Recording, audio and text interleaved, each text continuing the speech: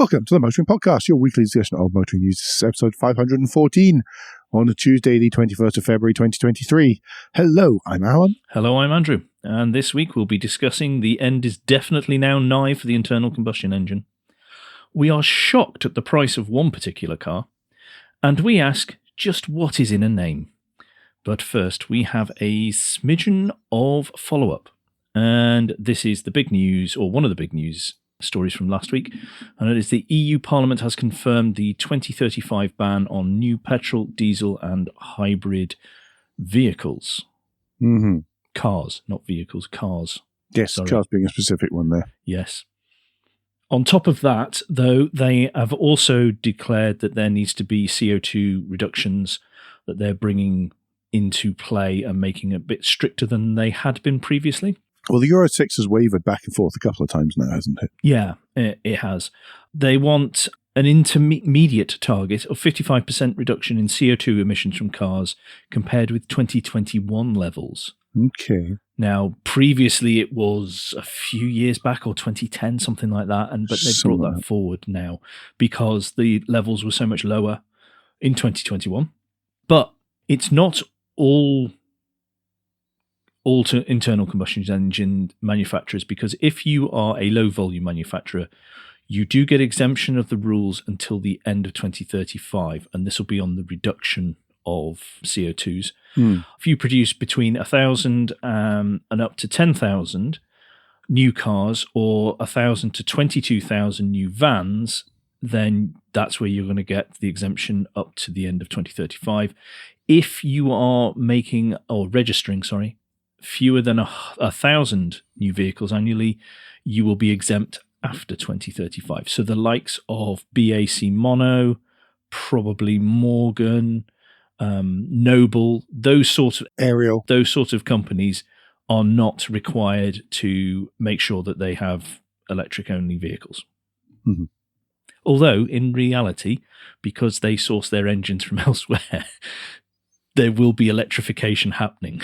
Yes. Yeah, but obviously manufacturers will have all the bits for them, so they'll just keep on building crate motors. Yep. They'll have stocked up on all the parts. So. Yeah. This doesn't come as a surprise to anybody, really. It shouldn't. No, it shouldn't. It's been talked about for long enough. Yeah. And that seems quite, for what it is, it seems like quite a reasonable way of introducing it, and reasonable sort of boundaries and things there, for certainly to me as a layman anyway. Well, everybody knows where they stand now.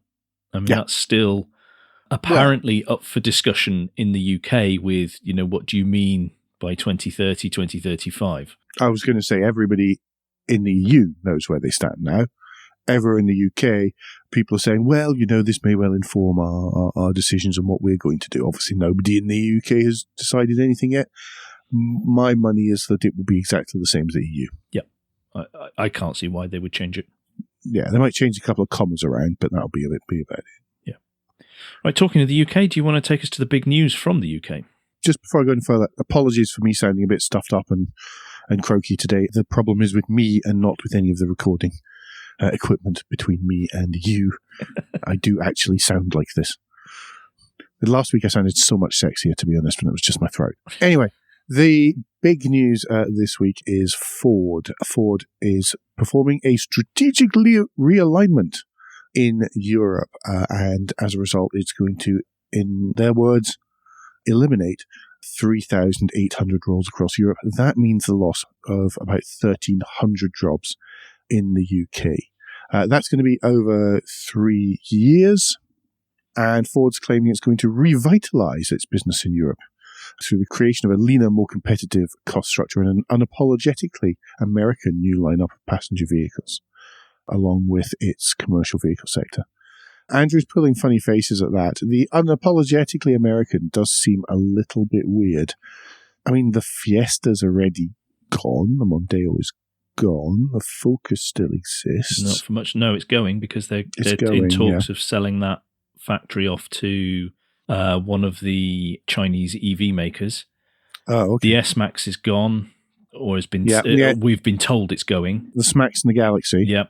Are on their way out. So that's not going to leave an awful lot, really. And so the Cougar is very popular. But it's the unapologetically American that I worry about, because they've tried this before, haven't they? Where they've gone, we know best.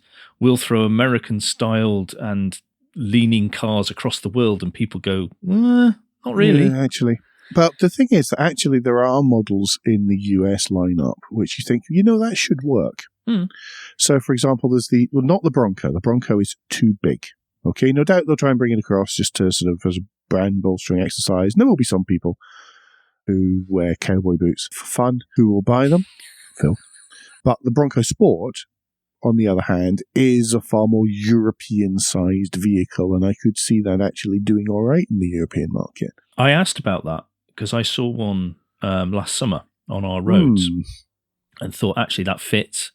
Yeah, it fits on our narrow roads, not just the motorways and stuff. It looks European-ish or European enough, or the styling is acceptable enough to European eyes. Yes. And I just thought that all worked. But when I did mention it, there was discussion about emissions, and then there was discussions about safety tech and all that sort of side of things that it possibly doesn't have, because the US look at different things than the EU, even, thankfully. Brilliantly well done, everybody. That's where it was held up. But if they made an electric version, I think that negates a lot of the... Or even a plug-in hybrid version in the meantime. Yeah, then that would negate quite a lot of that. Of course, we get the Mach-E Mustang over here as well, and that's US, very much US originated. Yeah, nice thing to drive as well. Yeah. But I see that also somebody mentioning the F-150 Lightning. That's a ridiculous-sized vehicle.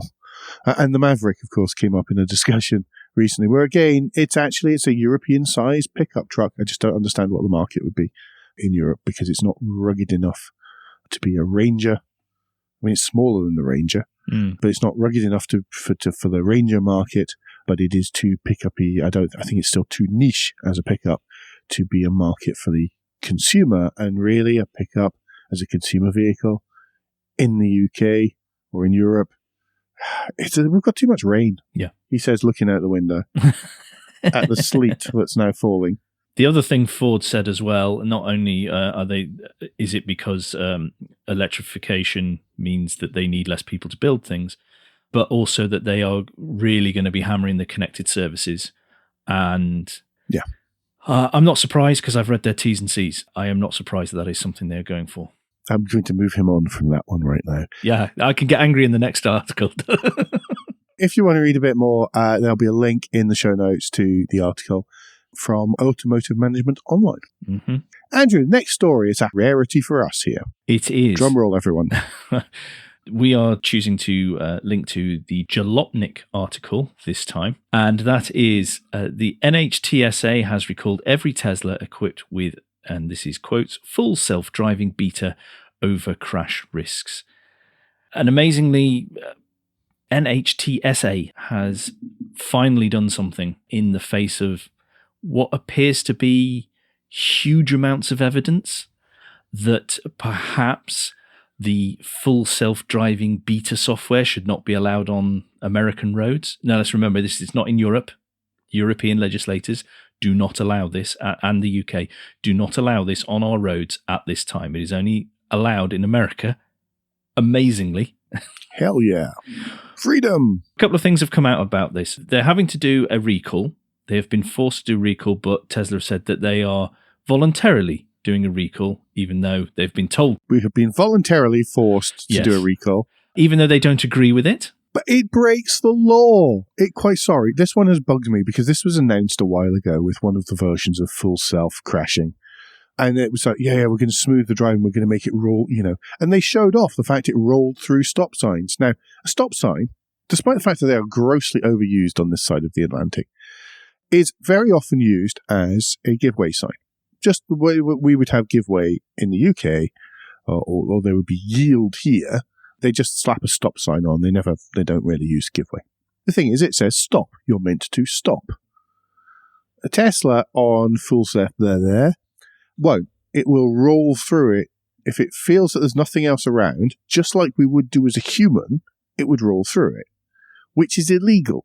They are actually written into the software to break the law. Mm-hmm. When I went for my driving test, One of the things the chap said to me was, now, of course, this is a driving test, so stop signs mean stop, etc. So it's so prevalent to roll through stop signs here that he said stop signs mean stop to me, just to remind me that it was a driving test. Mm. And you can say that. I mean, you can work on that sort of human, we'll judge many, many, many factors, and then we'll decide whether or not we can actually get away with just rolling through the stop sign.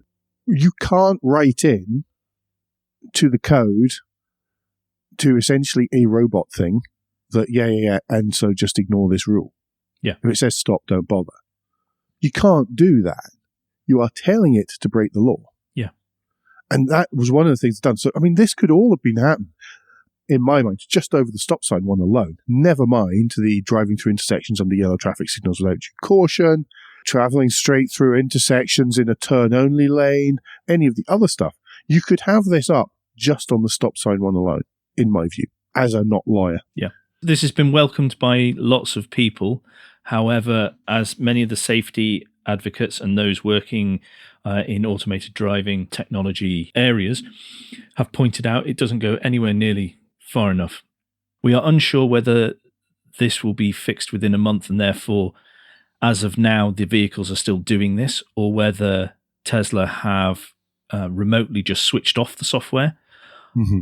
The recall is going to be done via an over-the-air update. And by the way, anyone that says that isn't a recall, just get in the bin, because that's absolute nonsense. It's just they have the ability to fix this over the air does not mean it is not a recall and should not be a recall. Stop that nonsense for starters.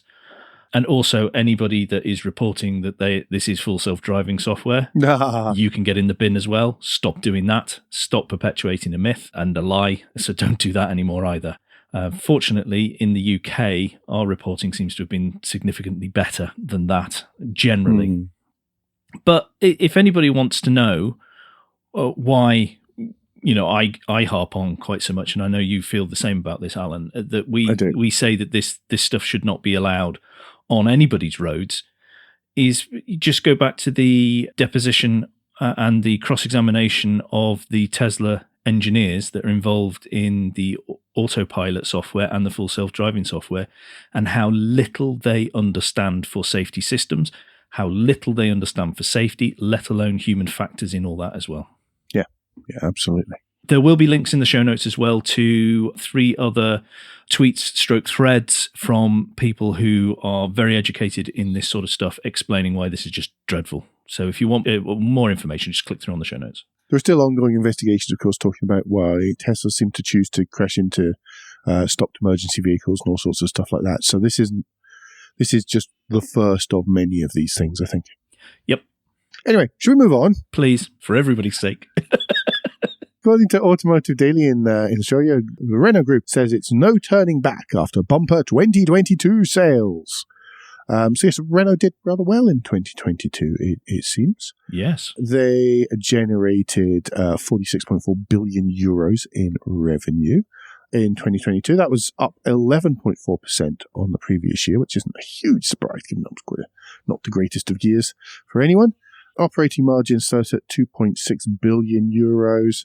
And this is all despite the 2.3 billion euros that they had to sign off from the sale, in inverted commas, of their Russian operations, including their 67.69, that's a wonderfully precise, % stake in AutoVAZ. Yep. But the thing that really stands out for me is they made or set a new record for operating margin per vehicle.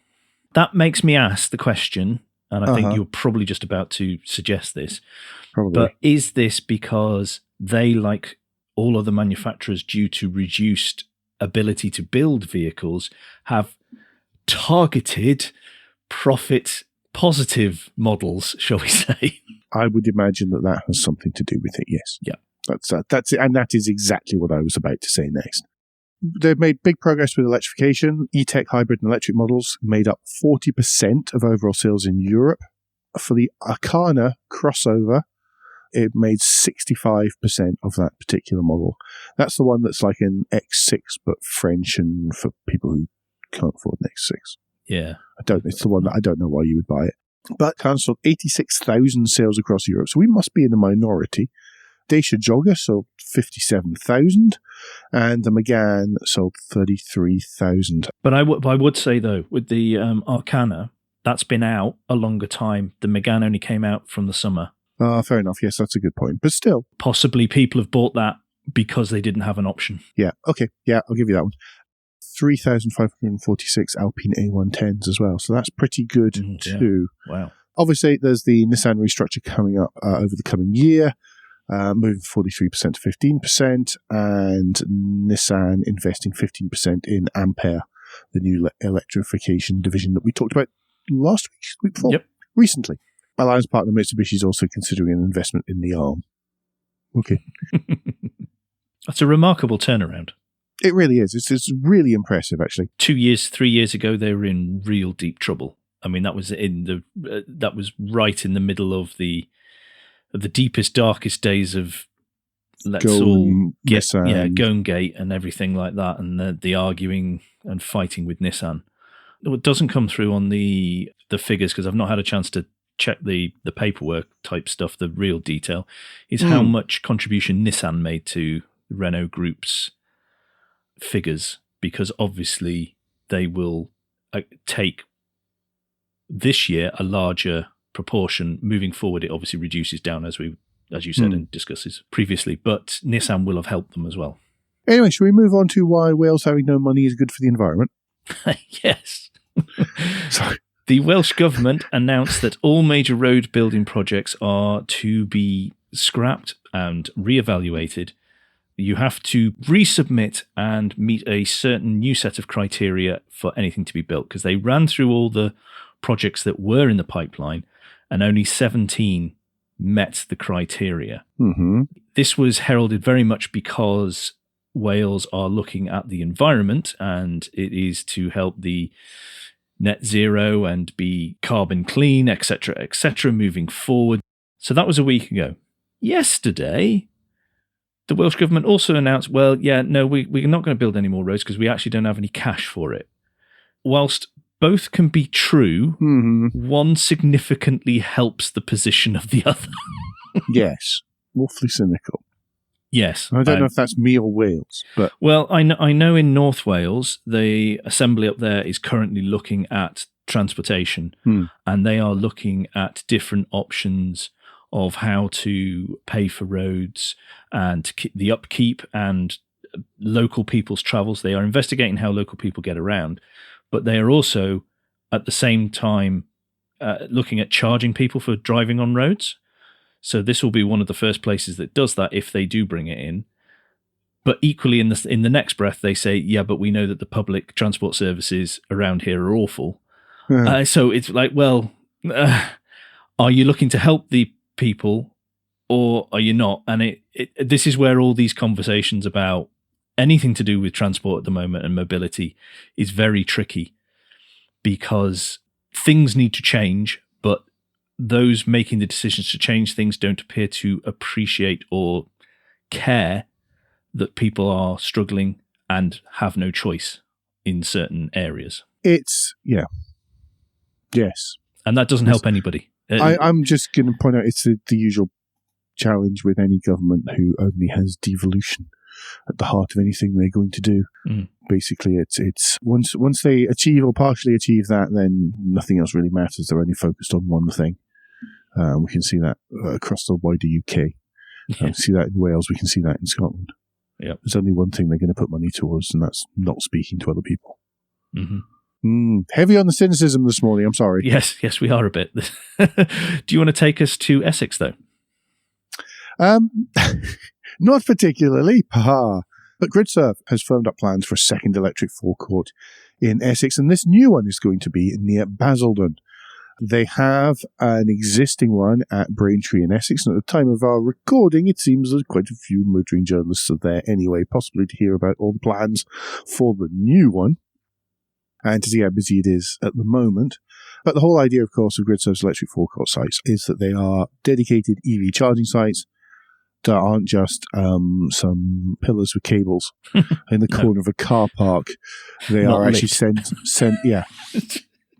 hidden in a wet, dark corner but they are actually a full sort of service station style setup, but there's lounge, toilets, retails, refreshments, whatever, and the ability for you to get on with other things whilst your car's charging, should you need to do that.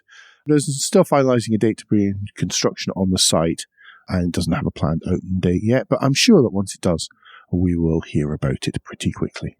Yep, that'll be their fourth one, won't it? Yes. Because they've got one in Norwich that opened last year, and then they've got a Gatwick one that's under construction now that should open later in the year. I'd love to try one. I still never quite had I never had an EV and the chance to get to Braintree, to be honest. We move on now to some sad news, and this is the fact that Honorary Chairman Shoichiro Toyoda has unfortunately died at the age of 97. He was the first son of Chichiro Toyoda, who founded Toyota and took over the reins of the company in 1982 until 1992, where he then became the chairman. And then in 2009, he was made honorary chairman until his death last week. That's a lot of change in his lifetime, really, isn't it? Yeah. Even just within one company and the area it works in. Wow. Yep. It's quite a life. Obviously, his son, Akio Toyoda, is now president and CEO of Toyota TMC. We announced that the other week. People said it was a bit of a surprise announcement. It may well have been because his father was unwell, I would imagine. Yes, it possibly played something. So it was just making sure that was in place before anything else happened. Yeah. So it's very sad to hear about this. So our thoughts with his friends, family, and colleagues. Absolutely. That takes us to Guilt Minute, the quick break-in show where we ask for a tad of financial support to keep the lights on and the hosting running. If you feel the Motoring Podcast is worth a small consideration every month, then you can become a patron. Different levels of patron include different levels of commitment from us to you, including being able to watch the show recorded live. We also have a small range of merchandise in our spring store, from stickers to mugs and t-shirts. If you don't have any spare cash, and we completely understand, then you can help us by following for free from our podcast players to receive every show as they're released, and by liking and rating the show in whatever way your podcast supplier lets you. If you've done all of that, and some of you do, so thank you very, very much, then the last thing you can do is to recommend us to your friends or colleagues. Thank you, everyone that does. Very much appreciated. I think since we moved the feed, some more obscure podcast players were not updating. We believe they now all update correctly because I poked some buttons and gave it a kick the other week with some help from our hosting partners. And so I believe everything should all be correct now. New car news then, Alan? Well, yes, and we start off with the Mazda 2. Mazda 2 will return later this year to being a Mazda. Ooh. And if you wonder what that's about, you, like many other people, may have forgotten that the current Mazda 2 is a little bit of a stand-in, and it's really just a Toyota Yaris with some different badges. But a new Mazda 2, which is very definitely a Mazda, outside and in, will be out later this year. It will be significantly cheaper than even the current one, so it'll start from £17,750. It looks more like the previous generation Mazda 2, but it has a new grille, new headlamps, updated wings, new bumpers, colour accent tabs. And the engines will be 73, 88, 113 brake horsepower, all of the same 1.5 litre four-cylinder engine, which you could also find in an MX-5. If you buy one with a 6-speed manual, you might end up with the eSkyactiv G. Snappy. Mild hybrid system. If you go for a 6-speed auto, you won't. Mm-hmm. The trim hierarchy has become wonderfully complex. It will now comprise of Centerline, Homura, Exclusive Line, and Homura Aka. All will gain bespoke design features most prominently on the grille, according to Autocar. And you'll be able to identify those by little coloured tabs and all sorts of other things which are quite obscure, and you're going to have to be even nerdier than me to remember them all. No, not nerdier than you. As nerdy as you. Come on. This is a Mazda that used to be a Toyota. Come on. Which is like, back to being a Mazda again. Yeah, not this a Toyota. This is like drinking game bingo for you. If you think Mazda 2, I wonder how many different manufacturers have actually supplied Mazda 2s to Mazda as well as Mazda. Maybe we need to do a chart. Maybe someone else can do a chart and share it with us. I think that sounds a better idea. But yeah, no, it's really nice. I like it. I like I've liked the previous versions of Mazda 2. I once went to buy a Mazda 2, bought a Mazda RX-8 instead, because that's what sensible people do. And yeah, I've had them as courtesy cars and all sorts, and they're just nice little things to drive. Yep, they do. I like the Mazda 2 a lot. And the price point as well. I mean, it's nearly, it's $2,500, or it's just under $3,000 cheaper than the Peugeot 208 equivalent. Yeah. So, yeah. Excellent. And the quality of the materials and stuff inside will be lovely as well. It is a car manufacturer not leaving the super mini sector. Yes, well, quite. Why would they? Because they sell so many in Japan, of course. Yeah. Anyway, other end of the automotive spectrum. Well done. This is the news that Rolls-Royce Spectre has gone on the next level or the next round of its testing and refinement before it gets into customers' hands. And they allowed journalists to get hold of it whilst it was testing in South Africa. Previously, they did it in Sweden, where it was all cold and icy, and they did all the sort of cold and icy stuff that one would want to do for testing. But this article, again, it's another Autocar article that will be linked in the show notes, goes to talk about how it's moved forward and obviously how they are working very hard to maintain the Rolls-Royceness of it, even though it's electric only. Well, I have always thought that electric motors would be perfect for the Rolls-Royceness of it, with that sort of torque from zero, and it doesn't really matter about the power so much, and just wafty, zero vibration goodness that you get from an EV. It just translates perfectly into a Rolls in my mind. Yeah, absolutely. And to make sure that it's remotely usable for Rolls-Royce owners, it's going to have a 106 kilowatt per hour, or around 106 kilowatt per hour battery pack, which is the biggest that BMW Group has produced. That will give a combined output of 577 brake horsepower and 664 pound-foot of the torques. But when you understand that this thing weighs just a smidgen under 3 tons, you can see why they've gone for that. And yet it still gets from 0 to 62 in 4.5 seconds. There's 2 electric motors, one in the front, one in the back, so it's effectively 4-wheel drive. It just makes total sense that if any manufacturer was going to be electric, it's Rolls-Royce. Yep. And just imagine when we get if we ever get to the solid-state batteries, what a difference that'll make to, say, a Rolls-Royce. Yeah, it'll be fantastic. They did. There was the EX102. Someone will correct me if I've got that wrong, because it's the internet that this is published to. I think it was the EX102 was an electric Phantom concept a few years ago. I think I've talked about it before. And I always thought that just seemed perfect. It looks like this is, I don't know. I really think the Spectre looks fantastic as well. Never mind the electricness. I think it looks great. Yeah, I do as well. It really does. Cool. Meanwhile, other electric vehicles in the BMW stable, which aren't a lot cheaper. No. The 2023 Mini Electric Convertible was announced the other week, and you think, that's fantastic. A convertible electric car. That's going to be genius.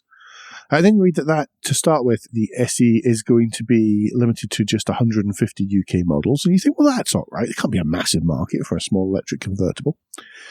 And then whenever you read that it's going to cost £52,500, you go, there's certainly not going to be a big market for a small electric convertible.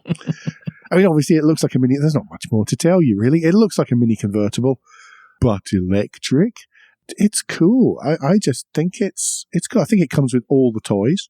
So, it comes with special touches. They're going to make 1,000 of them. It comes with bespoke colored wheels, little sport seats. Basically, they've thrown everything at it. So you are getting all the spec for your $52,500. But because of the soft topness, they've lost 20 miles of range, which I presume is something to do with storing the roof away and battery packs and how that all fits together. Well, if you've got the roof down, the aerodynamics aren't going to be nearly as good. But if you've not driven an electric Mini, it is fantastic. It is wonderfully pointy squirty. I think I talked about it. I was at the BMW driving day.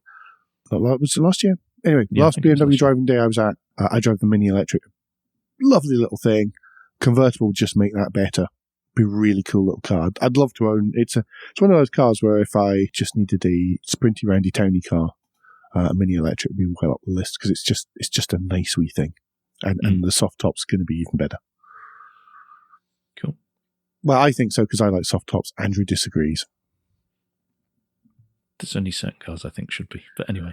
Let's move on to points of interest. It's because he's wrong. Anyway, this, by the way, is very right, what you're about to speak about next. Yeah, points of interest now, and we'll start with the lunchtime read, and we thank listener Vroom 101 for passing on this wallpaper article, which is about the new Polestar design studio in Gothenburg. This is right up Alan's street in terms of architecture-wise. So up my street. I like wallpaper. Wallpaper, if you've never read it, it's like a magazine, but a bit more pretentious. It always used to be printed on beautiful, beautiful paper. I haven't bought a copy for Cost a while. a fortune as well. But it's really nice, though. It's really nice, good quality stuff in there. Anyway, sorry. I'll stop praising the magazine. But yeah, what Polestar have done here is really, really nice. Taking that original executive suite, the Volvo executive suite, and turning it into turning much of it into the new Polestar Design Studios, whilst being as architecturally sensitive as possible. Yep. It's I don't want to tell you too much because it's really good. Yeah, pictures are fantastic. The explanation and discussion through it is wonderful as well. It really is a cracking suggestion. So thank you once again, Vroom 101, for that link and throwing it our way. And as a little reminder for anybody, if you do come across any articles that you think would be helpful for the show, news items or points of interest, then please do send them our way and we will use the very best ones and share them with everybody. Absolutely. This week's list of the week is from Autocar, and it's Do you remember any of these obscure SUVs? And there is a list. There are 62 slides. There aren't 62 in total, 62 SUVs in total, but there's a fair number. Yes. Andrew, have you chosen one? This was very, very hard. It actually is, because they're not all rubbish. That's the thing. They might be obscure, and some of them are rubbish, but they're not all rubbish. There is some absolute garbage in there. That even if you change the badge and the nameplate won't help it. No. But I have. I've gone a bit cliched, I'm afraid, but it is the Mitsubishi Pajero Evolution 1997. Oh, that's not that obscure. No, not to us. Not to most of us. Okay. I mean, it's awfully cool. Don't get me wrong. 3.2 litre V6 petrol, Tiptronic, automatic gearbox, Recaro seats. Roof-mounted wings. Roof-mounted, lightweight body panels, etc., etc., etc. Very cool. Yeah. Have you got one in there? Because I mean, so many.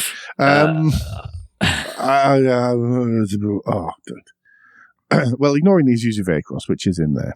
Boo! I didn't think you picked that. No, I am going to choose.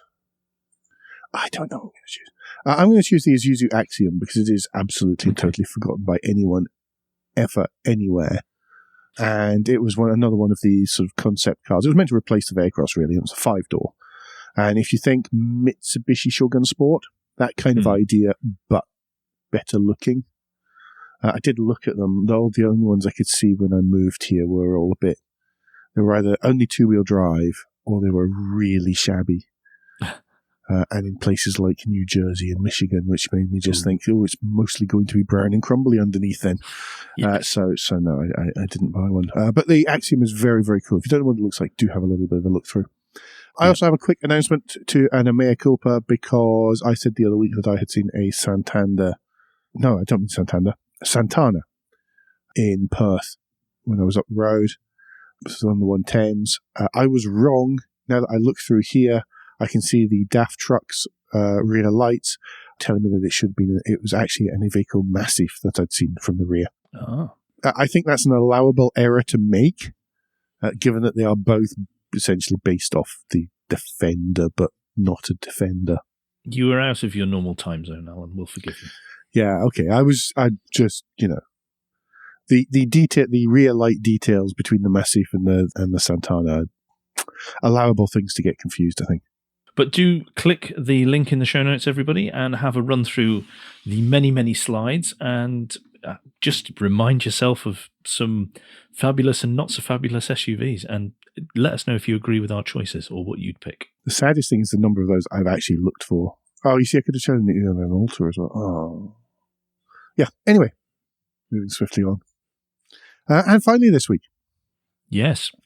And we're going to go to York, or maybe going to Milby. Depends on what Apple decides.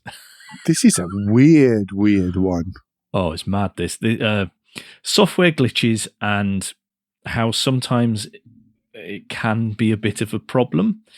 This one veers on the side of, actually, it hasn't hurt anybody, thankfully, but could have. And for iPhone users, and also for, well, basically it was Apple Maps, yeah. Apple Maps, and if you're on your iPhone, it was anything that used your location or the Apple Maps software, that it changed anything that you were trying to do in York in the UK, it changed the name to Milby, which is a hamlet near Borough Bridge. Blatantly not York. Yeah. Very weird.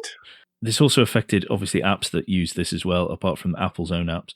And everybody was told, right, no, we fixed it. It's all been fixed. But then this still continued on as a problem several days later for people in and around York finding this. But it just goes to show, I think, much as we're laughing and we are this bit tongue-in-cheek with this one, it does go to show how something, because that will be something very simple and not obvious that has happened in the back end that has caused that to be changed, how much of a knock-on effect that has these days, particularly with more and more connected stuff that we're using. Yeah. And we return to Alan making the very good point of, if it's anything to do with automotive mobility transport, that's not consumer software anymore. That's safety critical software. Yeah, this is built on, Apple Maps is built on TomTom, I think. I can't remember. I think they went I'm sure them. It is. I'm pretty certain it's built on TomTom. So, but you don't know if it's something in the processing layers in between. Yeah, in between the raw data and upwards. But hopefully it gets sorted soon, because it's an embarrassing and awkward one there. But no harm has come as a result of it. No. Andrew, parish notes? Don't think so. No. Okie doke. Just to remind you about the car criteria, by the way. Oh, yes. Yes, this was something suggested by a listener, suggesting maybe if you had a criteria for a car, or a potential car, or even criteria for a car you've already bought, in one case of what I've been sent through, but haven't been told what they bought, then... oh, no pressure on us then. No, exactly. Hopefully we pick what they've spent money on. There was a bit of a the end, it was probably a bit left field, I think, but I don't know. But yeah, so if you have any requirements for a new to you car, please do get in touch with us. We're going to record a small series of special editions with that. In a couple of weeks' time, I think. Yep, probably. So yes, do get in touch, and then we shall do a couple of those. That would be great. All the usual ways to get in touch with us, which we'll tell you in just a moment. Yes, we will, because don't forget, everyone, that between now and next week, you can give us any feedback and share your thoughts with the show at Motoring Podcast on Twitter and Instagram, on Facebook, and on the contact page at motoringpodcast.com, the hub of all our activities. Remember, you can support us financially via Patreon, and please leave a review and rating on Apple Podcasts, or however your podcast app lets you do such a thing. Andrew, what's the best way to get in touch with you? Best way to get in touch with me is via Twitter. If you search for Crack Windscreen, you should find me there. Also, if you are on Mastodon, I am there, and again, as Crack Windscreen, so it's easy to find me there too. Alan, if people would like to get in touch with you personally, what's the best way for them to do that? Just like yourself, you can use Twitter, where I'm at AJP Bradley, that's BREDLEY, and I've got the same username on Mastodon as well, if you prefer that instead. We will be back very soon, but until then, I've been Alan Bradley. I've been Andrew Clues. And safe motoring.